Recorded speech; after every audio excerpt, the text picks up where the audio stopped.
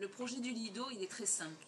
Il s'est construit à partir des idées de base de l'éducation populaire, qui en fait place la personne au centre du projet, qui sollicite un accompagnement vers l'autonomie, en concevant le collectif comme un espace de construction individuelle, le collectif qui sert l'individu à se construire, par des expériences partagées, des rencontres et puis un esprit de solidarité. Ça, c'est le projet d'éducation populaire tel qu'il est conçu, tel que, si je mets des mots pour le simplifier. Donc, c'est vrai que le Lido, à la base, il s'est construit avec des personnes qui étaient imprégnées de ces idées-là, ainsi que des idées d'éducation nouvelle. Donc, maintenant je vous parle du projet du Lido, vous allez voir, il se rapproche vraiment de celui d'éducation populaire. C'est une école qui est au service de l'artiste, donc on va mettre l'élève au centre. Donc c'est une formation qui va travailler sur la singularité, sur ce que chacun est et dégage. On va l'amener à trouver une signature au travers d'une authenticité artistique. Ce chemin va se passer également à travers l'autonomie, un processus d'autonomisation. Et on va travailler avec les failles, la sincérité, la gestuelle, je vais la nommer artistique, mais c'est une gestuelle, c'est le mouvement, c'est le rapport à l'agré, c'est ce qu'on peut nommer aussi la technique cirque, mais c'est qui va devenir une gestuelle artistique parce qu'on ne va jamais la dissocier de ce qui est d'artistique.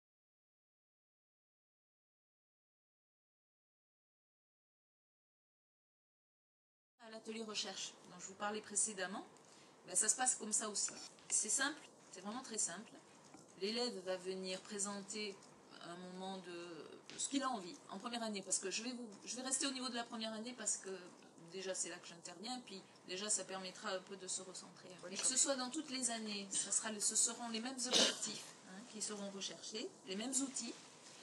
Et après, comme l'élève évolue dans sa recherche, bien sûr, la personne qui l'encadre, elle va s'adapter à l'évolution de l'élève. Pour ma part, j'interviens au moment de l'exploration totale. C'est-à-dire qu'ils arrivent, moi je leur dis, au début, vous allez explorer, vous avez des envies, allez-y, présentez ce que vous voulez. Mais vous pouvez, bien sûr, vous avez votre technique, vous avez votre agrès, mais si un jour vous avez envie de faire de l'art plastique, si un jour vous avez envie de faire de la musique ou de la danse ou du théâtre, c'est libre. Il n'y a pas d'obligation de rester en relation avec la technique. À moi, à un moment donné, de lui rappeler quand même qu'il a un agrès, parce que quand il est rentré au Lido, il en a un, et qu'il va devoir défendre tout au long du parcours, parce qu'on ne l'oublie pas, si jamais l'élève oublie d'en parler. Donc je reviens là-dessus, je lui dis ça, et il va venir faire sa présentation devant les autres élèves de sa promotion. Quand il a fait sa présentation, après il va dire, voilà, si je fais ça parce que... il va essayer de mettre des mots à son tour, là. Il va dire pourquoi il a fait ça, comment ça s'est passé, comment il s'est senti, qu'est-ce qu'il cherchait, pourquoi il avait choisi... Essayer de mettre des mots. Alors au début, je vous avoue que c'est pas étayé, c'est plutôt des balbutiements. D'une part parce que c'est pas simple de savoir nommer nos envies ou nos sensations. Et surtout quand on vient du Japon, on ne connaît pas le français. Alors, après, le groupe va lui renvoyer, va faire des retours, ce qu'on appelle des retours, mais ce que moi je serai vigilante, c'est que ça ne soit pas des retours de jugement. Simplement, pareil, le même principe, qu'est-ce que j'ai senti quand j'ai vu ce que tu as fait, quoi. Essayer de mettre des mots sur un ressenti. En gros, imaginez que c'est un miroir avec 12 facettes. Mais c'est pas non plus un metteur en scène qui va dire « Ah, ça aurait été bien si tu avais fait ça, quoi. Et si tu fais ça maintenant, ça serait bien, ça marcherait. » Non, ça on fait pas. Enfin, moi, à ce moment-là, je dis « Non, ça serait... On va essayer de rester juste sur ça. Sur la sensation, sur l'impression. Mais un feeling, ça n'empêche pas de dire j'aime ou j'aime pas. Parce c'est une sensation, ça c'est ah ouais, ça m'a fait ça et j'ai aimé. Ou bien, oh là, je déteste voir ça. Je peux pas supporter. Ça c'est de la sensation, c'est réel. Et du coup, l'autre, il reçoit ça, et comme ça, il a une perception de ce qu'il a donné, et il a une perception de l'extérieur de ce qu'il donne. C'est un miroir. Pour moi, c'est un grand miroir. Donc, au fur et à mesure des retours, au fur et à mesure des passages, il va y avoir une identité scénique qui s'exprimera. La personne, elle va apparaître petit à petit, dans ce qu'elle est vraiment. Et mon rôle à moi, ça sera de remettre ensemble les éléments, de les nommer aussi, de les relier, voilà. Pas de diriger, jamais de dire ça, si, sauf bien sûr s'il n'y a pas la technique qui intervient, ça oui, bien sûr.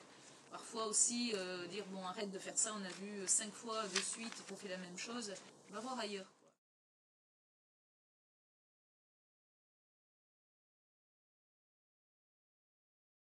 Interested about the feedback. It's take quite long for the students to give good feedback.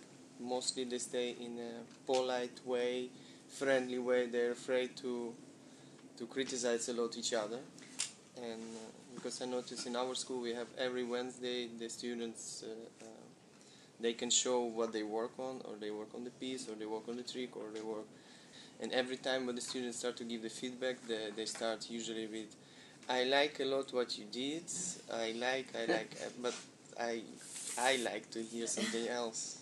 And I found it takes a little while, because we also give the classes how to give feedback, but to break the students, it takes really sometimes too long. Some of them open a little bit, but still they're keeping too friendly. Ça, c'est pas une question, c'est It's not a question. Do you have it's kind of question how long it takes. I think it's. Combien de temps? Parce qu'il y en a qui sont tout de suite très pointus dans leur retour. Ce qui se passe aussi, c'est que j'ai remarqué un truc, c'est que selon ce qui touche, c'est pour ça que ça m'intéresse, moi, les retours des élèves, parce qu'ils vont aller relever ce qui le touche à lui, ce qui l'interroge. Donc il va aller relever par exemple son rapport à l'espace, ou bien sa capacité à être dans un jeu, ou bien justement ça peut être aussi des rapports très pointus sur la façon dont ils vont jongler, la manière dont ils vont gérer. Je parle d'espace, je parle du jeu, je parle aussi acting, ou bien quand c'est technique, tu vois, c'est le rapport à l'agré, de technique. But this is something that we as a teachers need to give as a subject of this particular. We give the feedback today on the space. Lui, il dit que justement, c'est eux, leur rôle comme professeur, c'est de leur donner un thème de retour en fait. Peut-être un jour ils vont donner un retour sur la technique, un jour ils vont donner un retour sur tel autre. D'accord. Okay, thank you.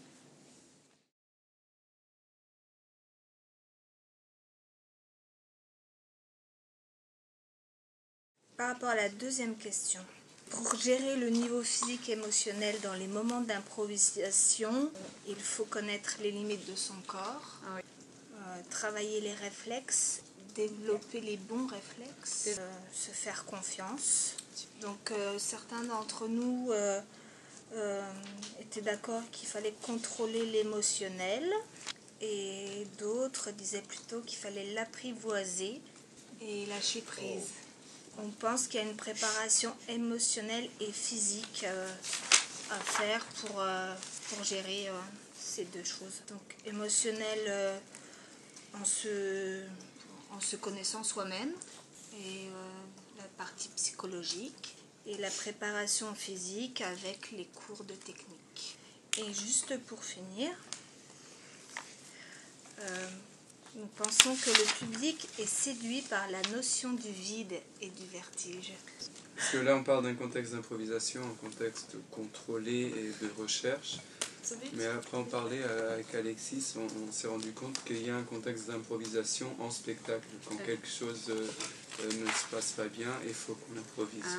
D'où développer les bons réflexes. Voilà, oui, développer. And then you have to develop the right reactions, reflexes. Savoir se défendre.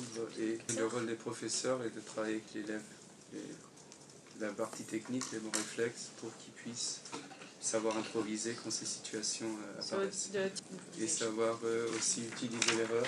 On parlait avec and Clarisse use the ici mistakes. pour continuer. Dire que si on choisit le métier du cirque, c'est qu'on aime bien un petit peu se jouer avec la peur et le risque. C'est qu'on a quelques aptitudes à surmonter ces peurs. Et It means ensuite, ce qu'on a fait, c'est qu'on a essayé de déterminer un petit peu les peurs qu'on pouvait avoir. On s'est dit le trac avant de rentrer en numéro, en scène. Ensuite, la peur de se tromper, donc le jugement d'autrui, So le the- jugement et le regard extérieur. La peur de tomber, la peur de la douleur, la peur de se faire... la peur de la douleur et la peur de se blesser. the On a fait pain. des choses, c'est deux choses, on a détaillé the deux fear choses of différentes. pain. La peur de la douleur et la peur de se faire mal, c'est pas la même. On avait pris des exemples sur. This is not Voilà. Et ensuite, c'était comment gérer les peurs. Et l'exemple, c'est le tout premier exemple de ma voisine, je ne me souviens plus de ton prénom, Liselda, qui elle a peur de la hauteur. Et quand elle a fait le travail avec Roberto, voilà, et les consignes étaient ne me posez pas de questions, on déroule le travail. Et sans se rendre compte, elle est partie, pris le trapèze, montée, elle s'est retrouvée au-dessus des cordes et elle without s'est posée. even being aware. Et oui, c'est ça, elle s'est retrouvée là-haut et elle s'est surprise elle-même. Elle dit j'ai surmonté cette peur où ça m'a mis en confiance, cette manière d'aborder l'exercice m'a mis en confiance.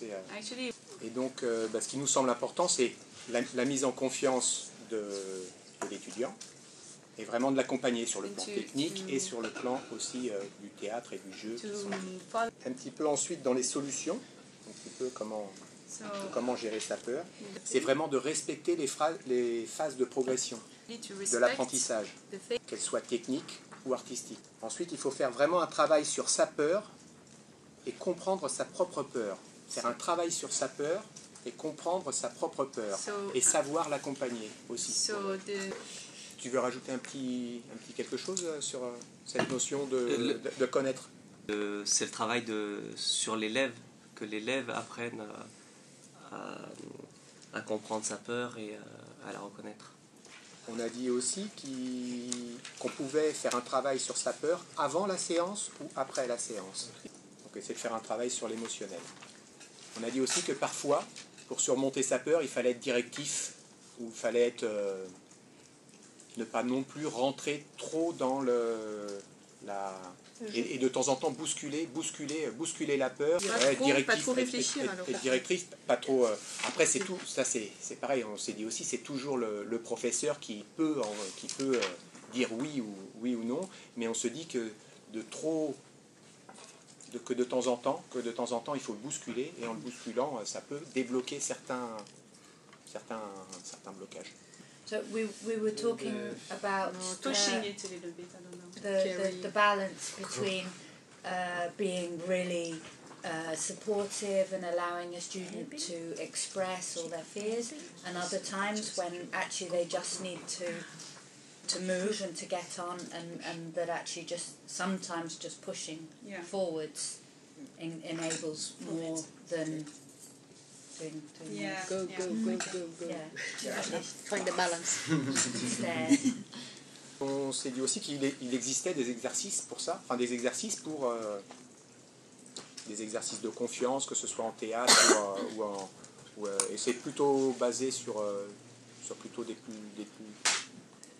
débutants. And also for physical training, that we were making comparisons between an exercise you would give to help somebody overcome a physical fear, and then also for performance fears. So we were looking at the balance between. Donc on a parlé de la peur de la première fois, So fear of the first time. qui est plutôt un réflexe. On a aussi parlé de la peur de se faire mal, la peur de rater, qui est plutôt en rapport avec l'ego. Et on a aussi parlé de la peur de l'enseignant.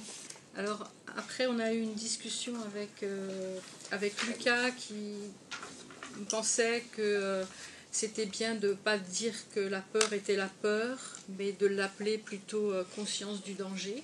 En partant de la discussion autour de ça, on en est arrivé à la nécessité de nommer sa peur. J'ai parlé de la peur aussi. Il faut regarder Mr. Ramesh. En ayant analysé un petit peu toutes ces peurs, on s'est dit que on pouvait remédier à cela en prenant le temps de faire les choses, en essayant de construire des phases progressives d'apprentissage, de prendre le temps de connaître l'agrès avant de faire, donc d'apprendre plutôt à être, apprendre en même temps à être et à faire, de parler de la peur, de partager, donc de la nommer, de la partager avec l'enseignant, pour pouvoir trouver des aides extérieures, du matériel, de la parade, et aussi une compréhension plus intériorisée. On a parlé de quand on apprend trop vite des choses, on ne les intègre pas, donc il arrive qu'on perde un mouvement, et la peur vient de la dissociation entre le corps et l'esprit. On a parlé aussi de... Donc Lucas et Antonio parlaient aussi qu'ils avaient plus confiance en leurs mains qu'en étant accrochés. En situation de régie, il était très mal à l'aise avec un baudrier. Donc pour la dernière chose, l'intégration, on pensait que souvent la peur, elle naissait aussi quand finalement il y avait une déconnexion entre l'esprit et entre le mental et le corps. Et la dernière peur dont on a parlé, c'était un petit peu le doute, quand il y avait une sensation d'incohérence dans une proposition artistique, entre une proposition artistique et un enchaînement technique. On a parlé que l'échange et le partage entre les professeurs et avec l'étudiant et avec les étudiants nous semblaient vraiment des éléments essentiels pour essayer d'exorciser ces peurs. La peur de l'enseignant. Donc est-ce qu'il fallait notre question c'était qu'est-ce qu'il fallait faire avec ça, et on a pensé que c'était mieux d'en parler aussi et de partager cette peur avec de l'exprimer et de ne pas la contrer. De ne pas la contrer ou de ne pas l'ignorer? De ne pas la contrer, c'est-à-dire de l'exprimer, de ne pas la garder pour soi. Et pas la masquer à l'étudiant. To not try to mask it to the student, for instance. On l'a dit aussi, hein, que la peur était nécessaire. Et heureusement qu'elle est là, elle met un peu un... Il faut savoir aussi qu'on a le droit d'avoir peur. C'est normal. C'est une protection. Oui. C'est les étudiants qui n'ont pas peur qui nous faisons peur.